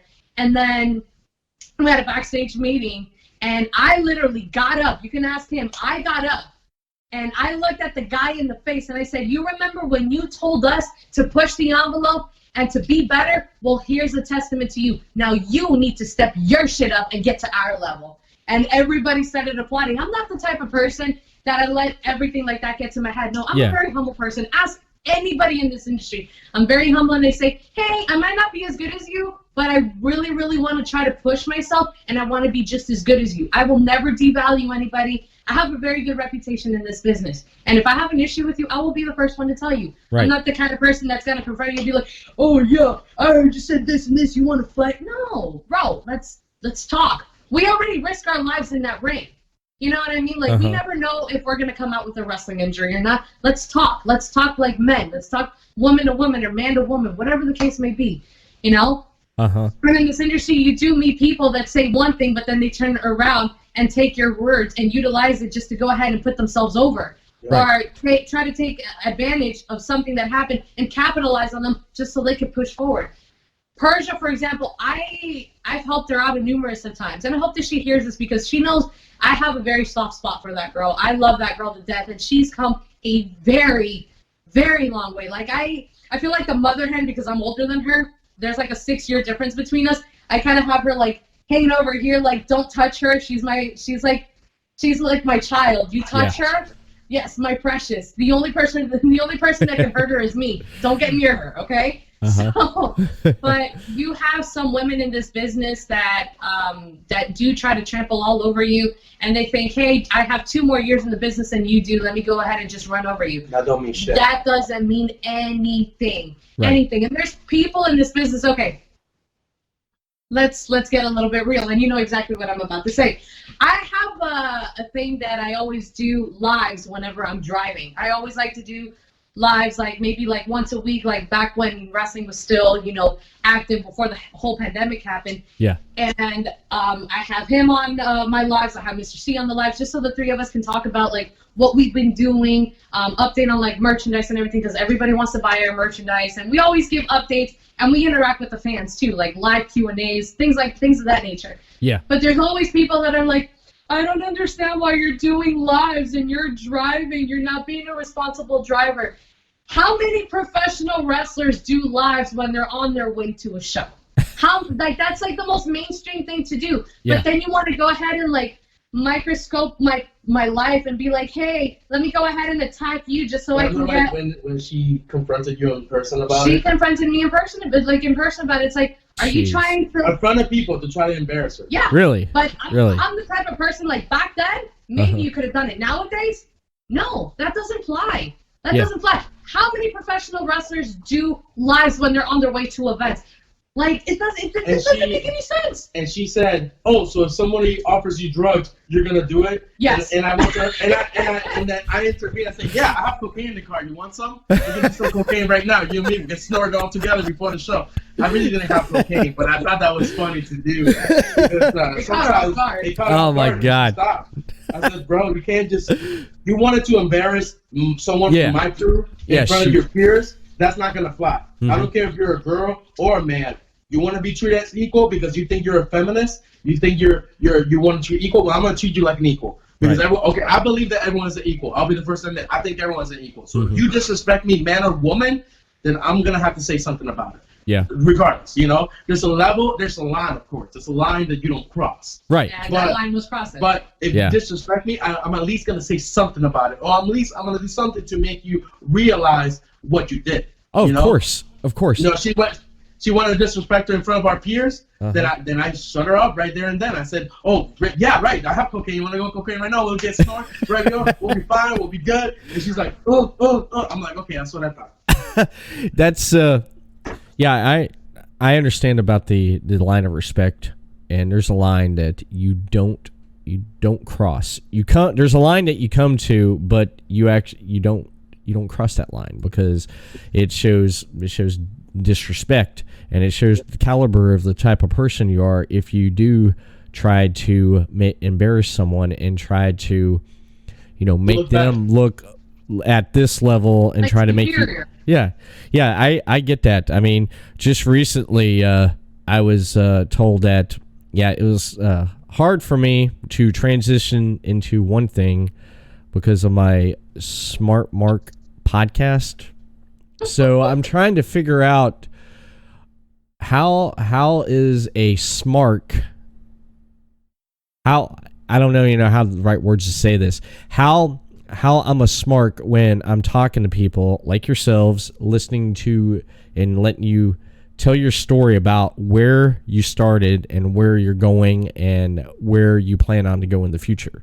That term. I'm trying to figure that out. Let me help you with that. A lot of people use the term mark. You got him started. No. Good job. No, I'd like to hear. Labrava. I like to get the perspective in this because everyone has a different perspective on this. Yeah, but I agree. I like to hear his perspective on it, and I'll hear your perspective on it. So let's got it. Go for it. A lot of people talk about the term mark. Yes. Yeah. And people fail to realize that the same people that criticize you for being a smart mark were marks growing up too. The people that became wrestlers. I became a wrestler because I saw Goldberg, coming into the ring, because I saw The Undertaker, I saw The Rock.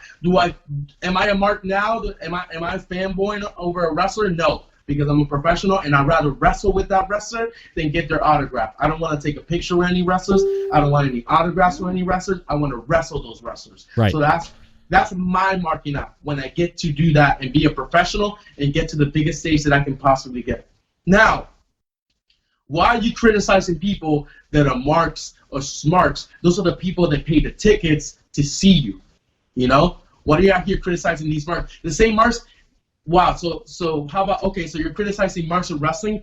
Start marking out about the New York Giants. Okay? Yeah. Start marking out about the Yankees. Stop marking out over the Red Sox. Okay? Everyone is a mark in their own right. Yeah. So they need to shut up, because maybe they're talking about you being smart because it's professional wrestling.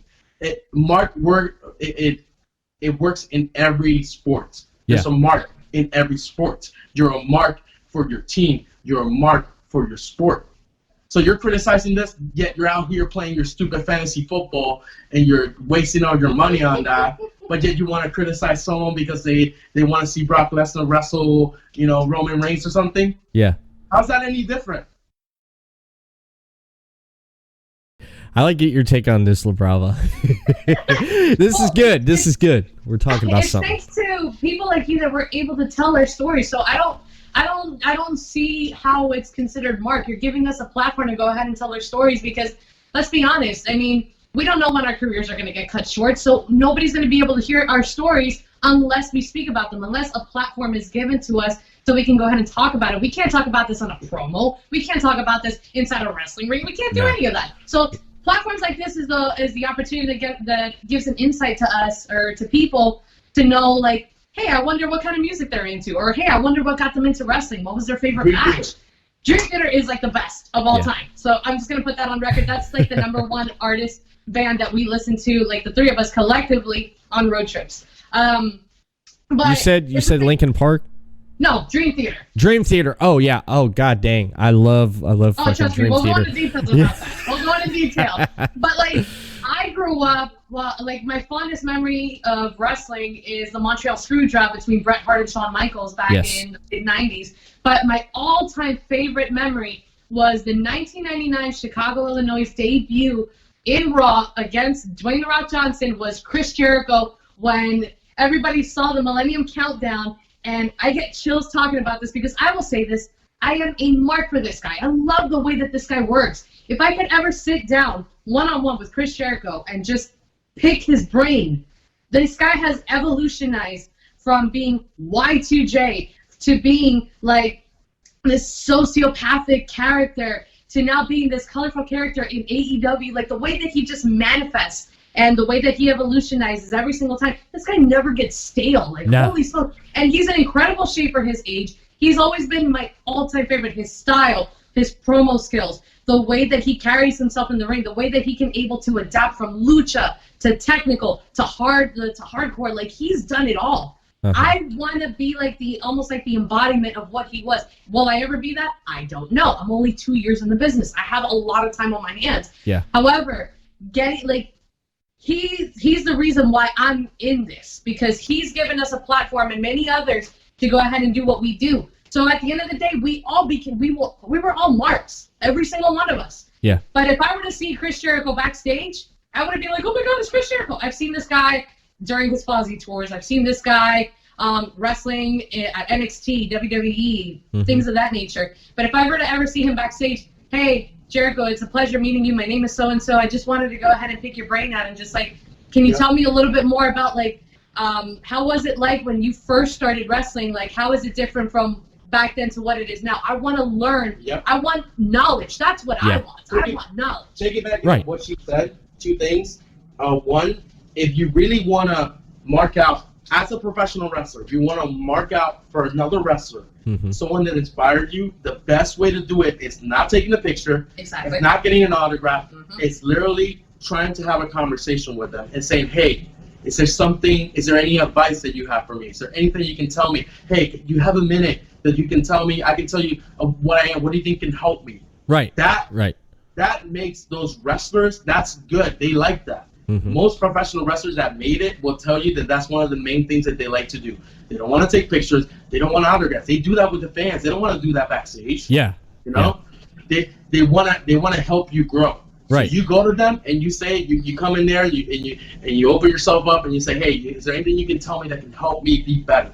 you know, and that means a lot more than a stupid picture that you can post on Instagram. When we went to Puerto Rico, Ivelisse Velez, she was actually on the card for Fight Forever, and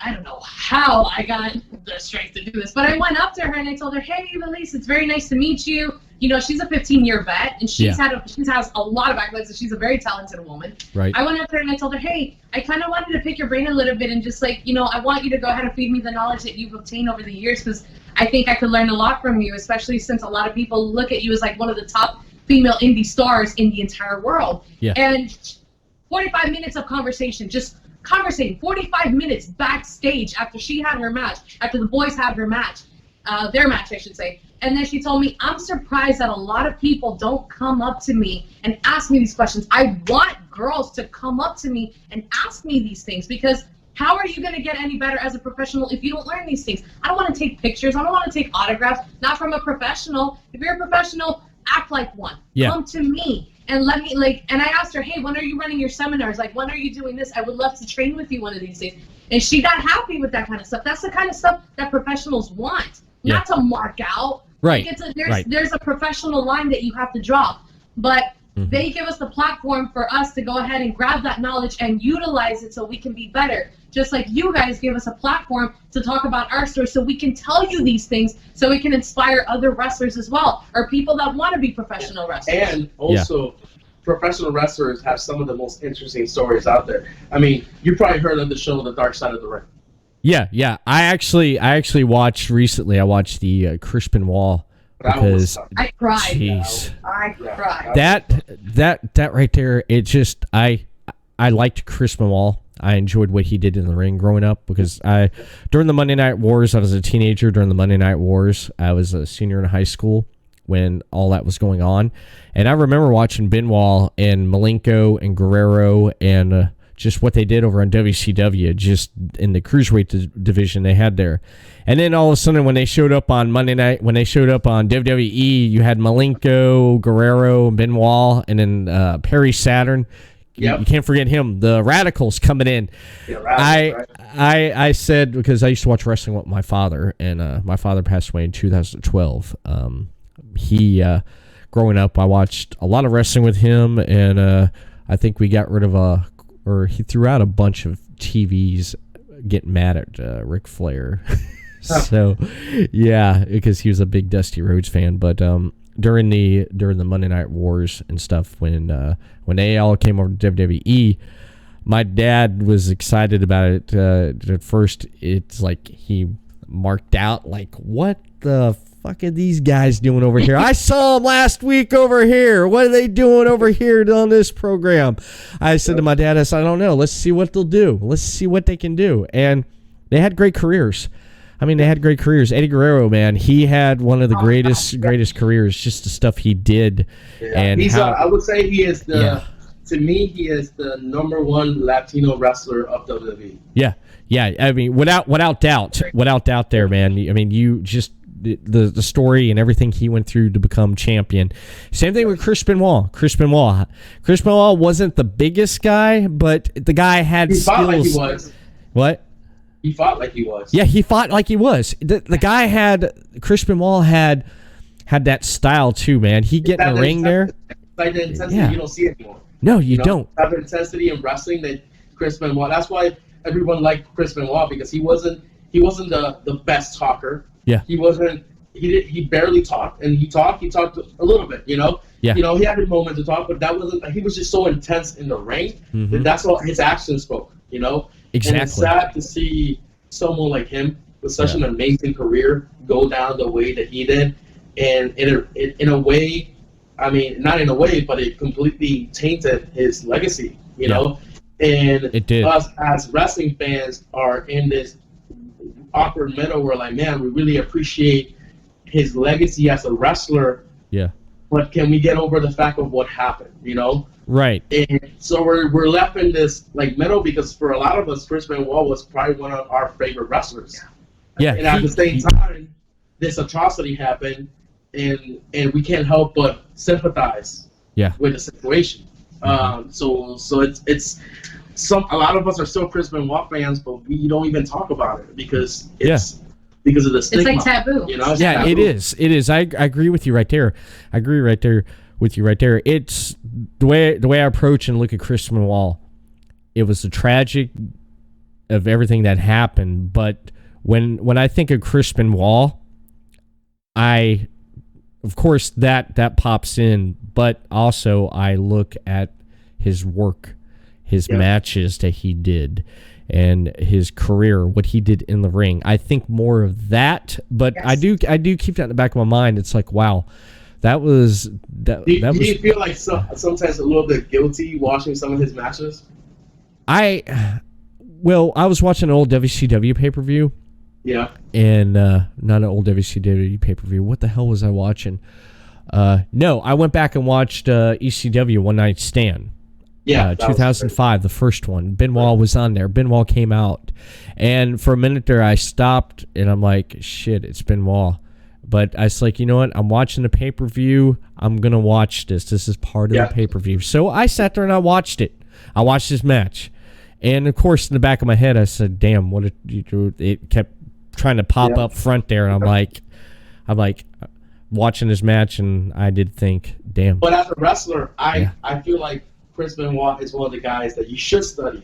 So, like, as a professional wrestler, as someone who wants to learn and grow, I feel like I have to watch matches that might include him, because the intensity and the type of wrestler that he was is someone that a lot of people should study in wrestling.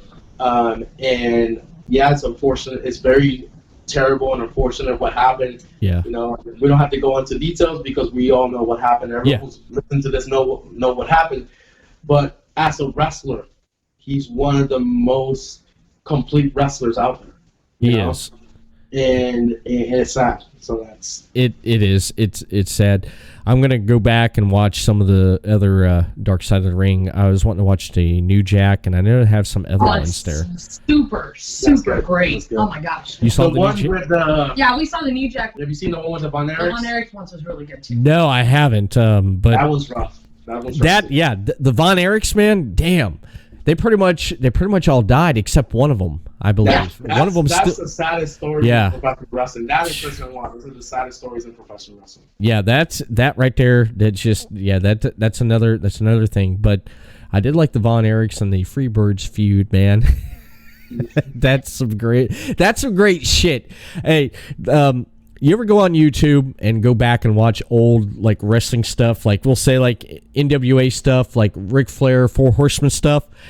Here's something to check out, man, because I was searching for some stuff, and this is as real as shit it could get. But this is back then, and I was like, man, this is real. I remember seeing this as a little kid, because when I watched it, I said, I remember seeing this. I remember my dad yelling, cussing at TV. He was wanting to whip. He's wanting to whip the Four Horsemen's ass for what they did to Dusty. Okay, if you look it up on YouTube, what the shit? I'm trying to think of what the name of it is. The Four Horsemen is something like Four Horsemen jump Dusty Rhodes. Okay. And it starts out with you have Tully. Okay, you got Tully in a jump suit. He's in a cast, and he's looking like, I was laughing at the comments. Someone said they said he looked like one of those old evangelist preachers, and he's sitting there and he's like, we're coming after you. I mean, him and Ole shooting, or JJ Dillon shooting a promo. I mean, they're going to whip Dusty's ass. And they said, oh, we made him pay. And then it showed them sitting in their car waiting for Dusty to come by. Dusty comes by in the car. So you got two cars following him. They following him when you got the guy in the camera. And you hear Tully, shut your mouth. You got to do what I say. I'm paying you for this. And it's just, you're laughing, just the stuff they're going back. And they follow Dusty into a parking lot. And as soon as Dusty Rhodes gets out, the camera's all shaking. It looks like something from Cops. There they are. They're sitting there. They got Dusty. They're beating his ass, like four guys beating him down in the middle of the parking lot. And this looks like out in the middle of like daylight. You're like, what the hell? If someone was walking by, I'm surprised they didn't get the cops called on them. They're beating this. Yeah, they're beating American Dream down, man. They threw him up against a truck and they tied him up and he's hanging there. And then Tully comes walking in with the cane, with the crutch, and he's sitting there hitting him in the stomach. And Dusty's like, ah! And he's sitting there 2 by 4s. I mean, they're just beating the shit out of him with all this stuff, man. And I'm like, I'm watching this. I'm like, damn, this is great. This is great for what it was back then, man. Speaking of calling cops, how many promos have you shot of me, like in Ybor City, cutting a promo? Oh my gosh! And people, literally, crowds of people will come to us and will be like, "Are you okay? Is he gonna hurt you?" and stuff like that. And we're like, "No, we're just cutting a video. Relax." We had that happen on numerous occasions. We had actually, I think that the cops actually did get called. We got the cops called in 2 different occasions. 2 different occasions, and they're like, "Is everything okay?" And I'm like, "We're professional wrestlers. We're cutting a promo. Yeah, everything's fine." Like, why are you here? Want to be part of the promo? You want to be part of the promo? Yeah, there you go. There you go. Get the cops there, man. Your 15 minutes of fame, brother. Don't put you over, brother. Protect and serve. Hey, now you mentioned about traveling down the road, listening to music. Before we started recording, you made a comment about the shirt I'm wearing, which was great. You guys are metalheads. I'm metalheads. I listen to a lot of everything. I love the classics: Zeppelin, Sabbath, Doors, The Who, Metallica. You know, even Slayer. I mean, that's that's my shit. Slayer changed my life my senior year of high school. I met a good guy named Todd, and he's like, "What are you listening to?" And at that time, I'm like, still listening to alternative, still trying to mourning over Kurt Cobain's death. And he's like, "Dude, you gotta listen to Slayer." I'm like, "What? Slayer?" He handed me a cassette, and he's like, "Listen to this." I took it home, put my earphones on, cranked it up. Angel of Death. I was like, holy shit, what the fuck did I just listen to, man? And it just stuck, man. It just stuck. And you mentioned, it's just great music. You listen to Dream Theater. What's some of your favorite songs from Dream Theater? Mine is Pull Me Under. I love that. Oh my gosh, yes, Pull Me Under is a great song. I love that. I'll say this, not to make everything too long, but I started listening to Dream Theater a little bit before I met him, like a few years ago, but I didn't really listen to much of it because the only one that I knew was, hold on, I'm trying to think of the song,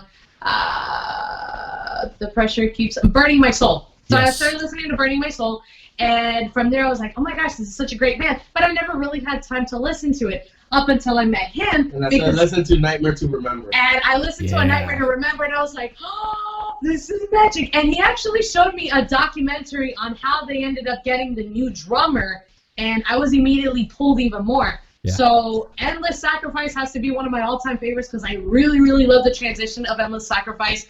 Pull Me Under, As I Am, Metropolis. The entire like scene 1, act 1 transition was great. Hold on, there was another one that I liked. The Enemy. The Enemy Inside is like one of my all-time favorites because I always go for like the dark, melancholy like messages like that Dream Theater loves to put.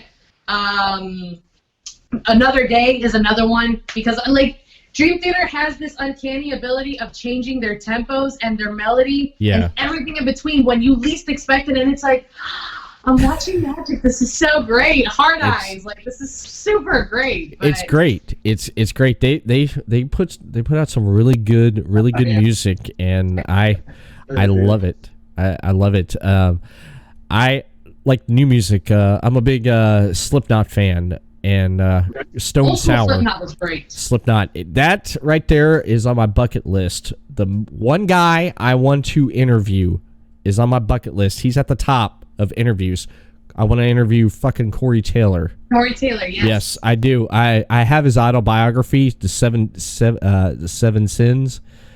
That right there, it's you need to pick that up and read it. If you read books, guys, that right there is good because he goes through his whole life, but he uses the 7 sins as like his life, like gluttony, lust, greed, everything. And the opening up of the story where he was trying to oppress a girl and he was at a party, and when he jumped off a bedpost and didn't realize the fan was on and was going to dive in and busted his ass right in front of everyone.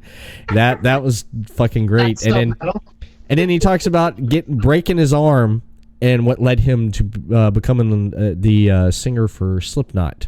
Wow. Yeah, that stuff like that. And then I have the Make Me Want to Hate You, or his rant where he goes on just ranting about everything, like bad drivers in California to politics. I have his America 51 book. I haven't got through it yet with him, his take on political views, him going after the left and right, which is fucking great.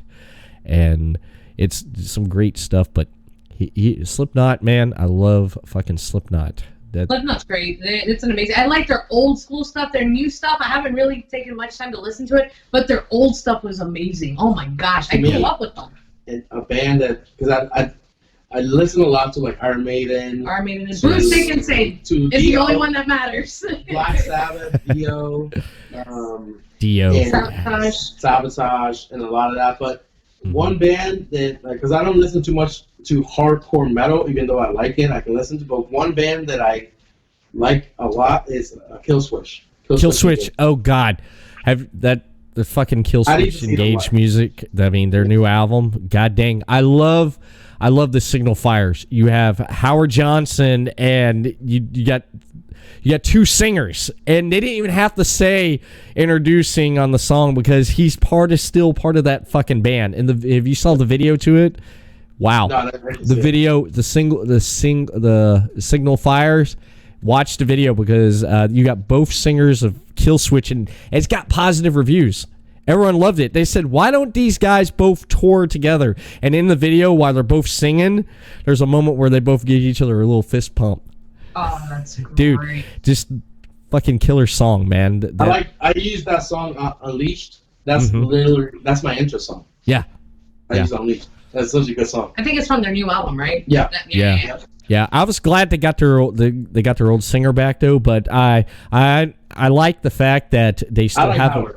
Yeah, Howard. I like Howard too. I like what he did when he was with the band, but I also like the fact that they keep that good relationship. No bad blood, no nothing. It's like if Howard came back tomorrow, they would let him come in and do some stuff. You know, that's how it should be. Eddie Van Halen should take note on that.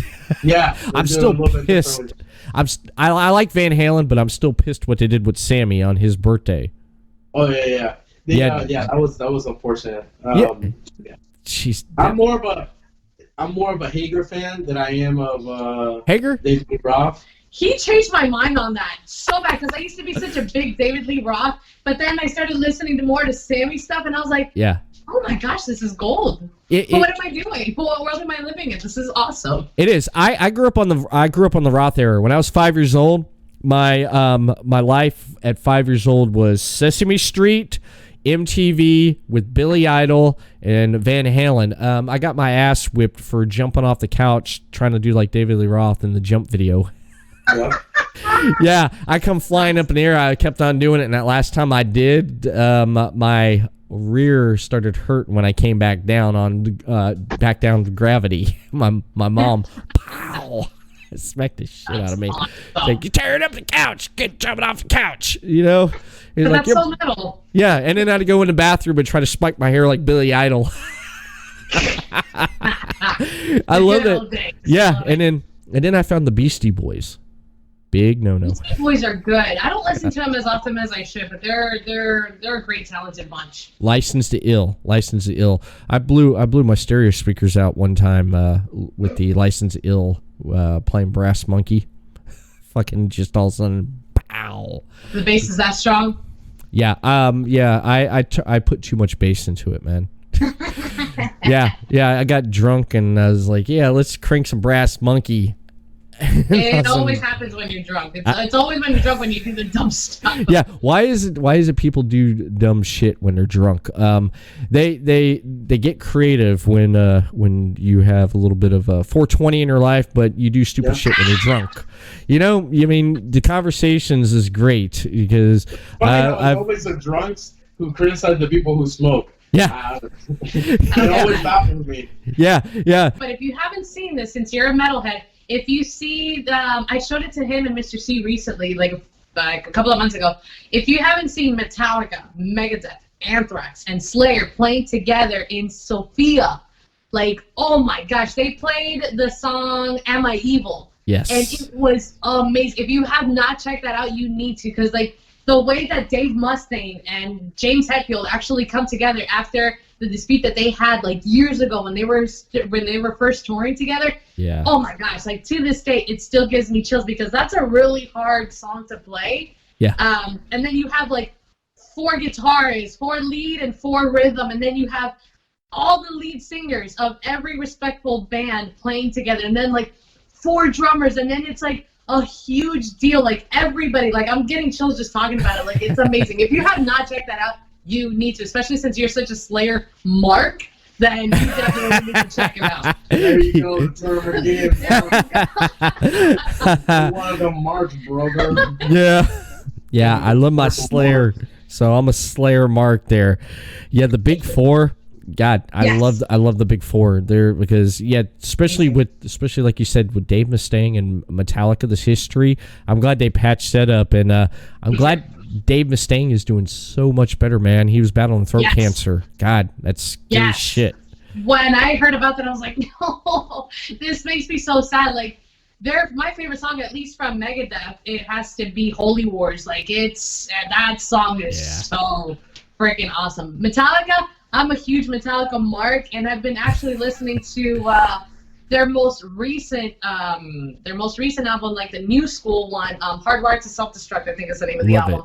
That entire album is great. I don't think that there's one song in there that I don't like. But old school Metallica, you cannot beat them, especially when they came out with the Black Album. Yeah. And their I know people that say that Metallica album is not good. It's those people that hold on to nostalgia too much. Yeah. They're just too dumb enough to appreciate anything because they just hold on too much to that nostalgia. Yeah. I'm like, try to appreciate what's going on now. Like, stop. Like, you don't have to listen to Master of Puppets all day. You know, they have all their good stuff. Listen to the other good stuff that they have. Fuel, King Nothing, the Memory Remains, which is my all-time favorite. The Memory Remains is my all-time favorite. Yeah. Nothing Else Matters, but that's a really mainstream song, but it's still really good. Like, I could go on for days about Metallica.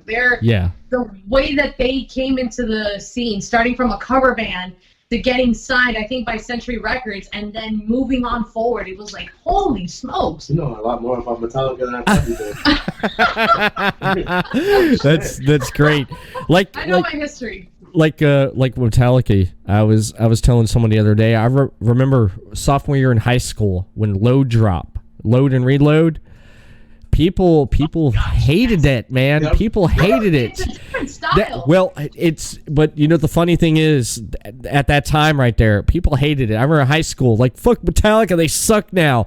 And then all of a sudden they quit listening to Metallica, and then that's when Pantera's Great Southern Treadkill came out, and so they were blasting that. But now all these years later, the same people I knew back then, I'm like, hey, man, it's like we'd have conversations. It's like, you still listen to Metallica? He's like, yeah, man. He's like, yeah, I listen to Load and Reload, man. I like Feel. I'm like, motherfucker, you told me you didn't like that song back 20 years ago. What the fuck, they man? didn't like it. They didn't like it back then because it was a cool thing to do. Yeah, It was a trendy thing to do, to not like something, you know? It's like all these people are like, I don't like Nickelback because Nickelback. It's like, bro, you don't like it because nobody else like it. But in the back, in your house, when no one's looking, you're singing Photographs, so shut up. Yeah. Yeah. Do you do that? No, I don't do that. Okay. Nickelback's first album, I love that. That was good. They had some good songs on there, a good feel to it. It's kind of like Deftones. Deftones' first album, that is pretty damn good, and then their second album was really good. But I mean, just I do like the old material because you can always go back to that and you can jam it out and stuff. And the new material, depending on who it is, I like some things and I may not. It's very it's it variable. depends on who's doing it. Mm-hmm. Metallica did a good job, I think. Yeah, they did a good job in coming out with something new that is actually really good, that you can listen to alongside with some of the other stuff, old stuff, that it can be comparable. And the guitars got better. Oh my The God. guitars got way better too. Rick Rubin, man. The new album. Rick Rubin. I think getting Rick Rubin was the best thing they did. Wouldn't you like to have been in the room in that conversation there when they go to Rick Rubin and it's like, okay, what are we going to do for the sound and everything for this album? And, you know, got Rick Rubin sitting there and he's like, yeah, man, you need to go back to 1984. You need to start playing 1984. I know Lars would probably be like, why we had to go back 1984? It's like, that's where your fan base is. He's such a great drummer. Oh my God, Lars is amazing. He is. I would have liked to have been in that room for that conversation there. That would have been fucking great. And then, you know, because Rick, yeah, I saw a video of Robert Trujillo playing like Spaniard like guitar. Yeah. And Kirk Hammett, like, with his mouth open, like, this guy is shredding more than me. What am I supposed to do with myself? Yeah. There's a rare video. There's a rare video out there you can find on YouTube of Pantera covering a Metallica song, if I can remember which one it is. I think it's the Four Horsemen or Jump in the Fire. Or no, Metal Militia. And Phil Almanzo is playing guitar and Dimebag Darrell's singing. Oh. Yeah. Yeah, it's rare. It's rare. It's an old one, man. It was probably around the time of Virgil Display of Power, in between Around and Air, Cowboys from Hell. But that's something to check out. If I was going to listen to one album for the rest of my life from one of you, each of you guys, what album would that be? From what band? No, what if I recommendation? Let's say I'm on a desert island and both of you give me a CD to listen to. What CD should that be? Your favorite CD? What's that one Dream Theater one? The one that I'm like really really stuck on right now. Thoughts. Oh, Train of Thoughts. Train of Thoughts from Dream Theater. That CD was amazing. That entire album was fantastic. Okay. Listen to it all day. If I were to play, because I like listening to Dream Theater because it's one of those bands that has a little bit of everything. Like if you're listening to metal, you know, you're gonna get like a lot of, you know. So Dream Theater does a little bit of everything. So you get that, but you also get a slow pace. You also get this. You also get that. I like either Images and Words or Metropolis 2. Okay. All right. Excellent. I love it. I'm definitely gonna have to go back now and listen to those. Thanks for the recommendation. I have to ask you now, because you've been asking us a lot of questions. Would you consider Disturbed to be a great band? And if you answer improperly, I might have to clothesline you. You can't. We're social distancing right now. we're social distancing. Do I consider Disturbed a great band? 1999, when I was listening to new music, I've been listening to them since 1999. Yeah, they're a great band. I enjoy them. I enjoy them. I'm trying to get used to their new stuff. It's taking a little bit while, but when they came out, they came out swinging. Oh God, yeah. Like that was it. Everybody thought they were gonna take over. Stricken, Stupefied, Down with the Sickness. You have like all these great songs. That's like yes. But after a few years, they couldn't keep that consistency. That was the only problem. Yeah, they just what it is. Someone compared them to how they progressed with their music to Queensryche. Okay. Yeah. If you look at their second album, Believe, that's almost like a progression of how Queensryche.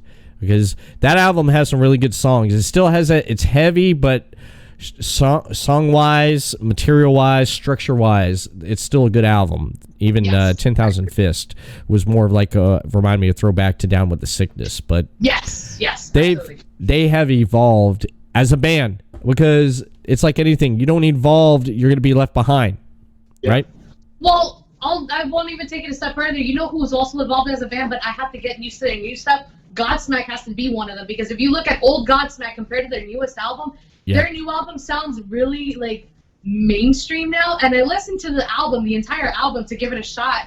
And I'm like, okay, it's a good album, but that's a trend. Very different. Have you noticed a trend though? Different. Yeah. A trend is that a lot of the new metal bands, or the bands that came out during the new metal phase, a lot of those bands became very mainstream towards like later on. Yeah. Like the old school metal bands didn't do that. Yeah. The old school metal bands kind of stuck to what they were good at, Yeah. you know?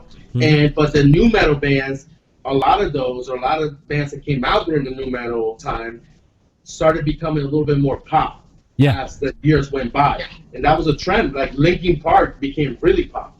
Yeah, Linkin Park, I can't listen to them anymore. I can't. I loved their first 2 albums, and then when I started trying to listen to all their new stuff, it just didn't get to me. Now I do like one song that's poppy. Building It Up, We're Gonna Burn It Down. That song, you know?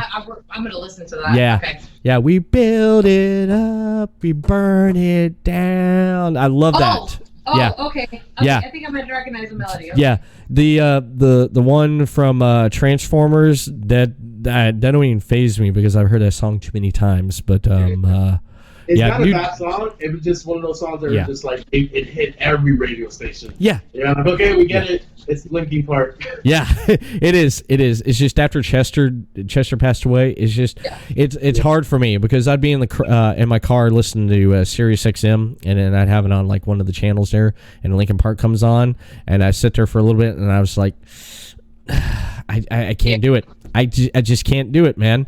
I can't do it. Even one of my favorite bands from the 90s, I still have a hard time listening to now. I don't know what it is. Soundgarden. I love Soundgarden. I was about to say, I like Soundgarden. You got into Soundgarden just recently. Alice in Chains. Alice in Chains. Now, I love Alice in Chains. I love the singer that they got because that guy can fucking sing, man. And he can sound like Lane, too, if he needs to. He has a good range. That's what I like about him. But I'm talking about like the first albums like that, you know, like not like newer, like you know, the Here Comes the Roots, like those songs and all that. Oh God, I love it. I love it. I in my study hall class in high school, I had a jean jacket which I still have. My wife's like, "Why don't you throw that thing away?" It's like, no. That's memorabilia. What? That's like memorabilia. Why would you want to throw that away? I know. That's a disgrace. The thing's been through hell, and I still have it. The worse it looks, the better. It's like having Converse. Yeah. I finally got those. Those things rotted away finally, but yeah, I had to. But this jean jacket I got in the study hall in high school, I was sitting there and I took a Sharpie marker and I drew on the back of it the inside of the Dirt CD, the design from Alice in Chains. I drew that on the back of that jean jacket when I was about 18. Yeah. Oh, that's great. I still have it, man. I still have it. One day I'm gonna pull it out and just you know those then and now photos. I thought about pulling up. I still got the outfit. I believe some of it from. You're gonna take a picture from back then, and then you're gonna put the same jacket on now. Yeah. Do the 10-year challenge. Yeah. I'm gonna do that. Actually, I did that. My picture came out with me holding a phone as a skeleton. I don't know what happened. The age progression thing didn't work too well for me. but I've really enjoyed talking with you guys today, and this has been great.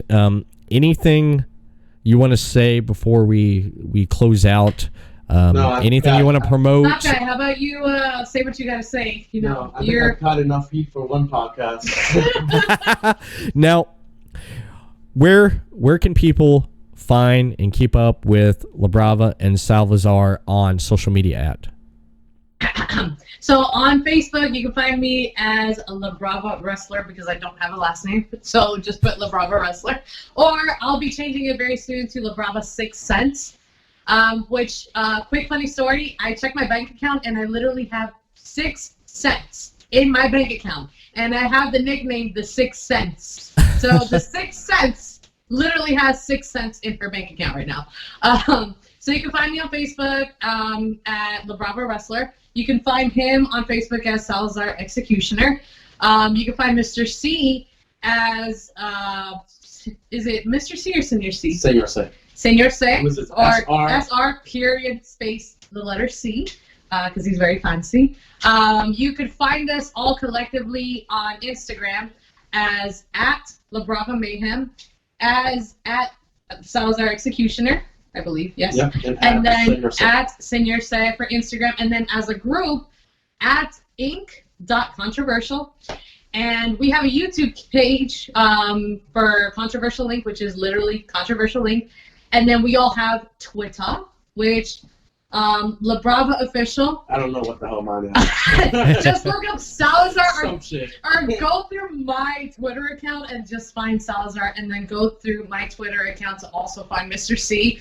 And then No, we do not have TikTok. No, we don't have TikTok. We don't Mr. C believe in does. TikTok. He does? Yeah. He has TikTok? Let's not talk about that now. Oh my god, no. No! We don't have TikTok. No, we don't have TikTok. But we all have Twitter. I think it's Con Inc. Official for Twitter. If not, I will send you the details. Please help us.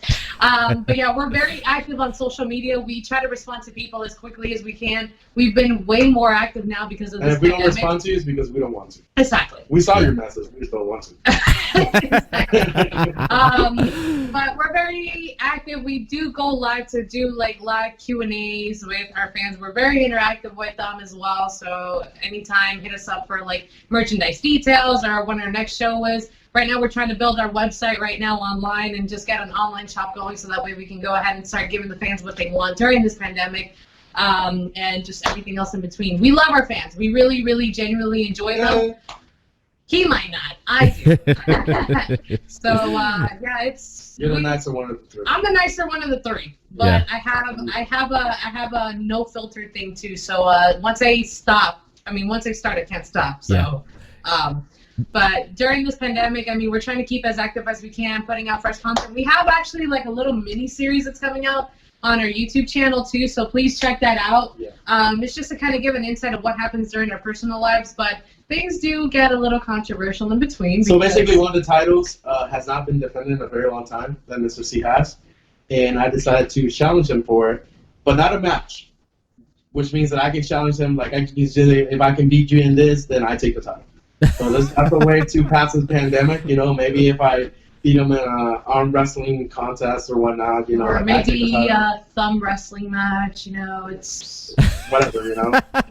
Nice. Push-ups or whatever. So it's just a little thing to kind of, Yeah. the time going because we don't have that much wrestling. Yeah. Well, I'm glad you guys you're safe and you're doing everything to to social distancing, to everything that they're telling us to do, and I'm glad everything's all right and you guys are healthy.